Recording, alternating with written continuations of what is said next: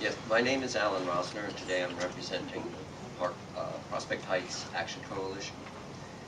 And I'm here to address how the 2006 EIS study of local traffic has been overtaken by on-the-ground changes and the reasonable consideration of 24/7 parking options for the above-ground parking areas. To keep it simple, I'll focus on gross changes to Vanderbilt Avenue and its intersections. But in addition, I'd like to ask how it can be said that there will be no impacts for an extended build-out when in 2006 there were specific mitigations to ensure cars would stay out of the core area.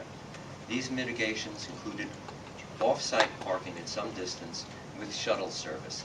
That alone tells us that the traffic studies done then are no longer valid. Back to Vanderbilt Avenue, and its intersections. The 2006 EIS indicated that Vanderbilt Avenue and its intersections were already severely adversely impacted by traffic. And since 2006, the avenue south of Dean Street has had landscaped central medians physically narrow the avenue to single lanes. Further, as previously noted, the 470 Vanderbilt Avenue project at Atlantic Avenue has been approved, and that will see an additional 4,000 daily travelers to the area. This is on top of a general increase in available housing stock within the surrounding area. These changes aren't cottage cheese. They're real, significant, and must be addressed in a supplemental EIS in conjunction with the 25-year timeline and a possible 24/7 parking operation.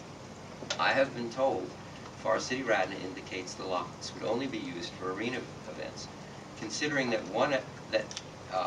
one aspect of this project after another has been altered, and that the ESDC has the authority to change the rules of the game pretty much at will, the real question becomes, is there anything at all that would penalize Forest City Radnor if 24/7 non-arena parking is permitted?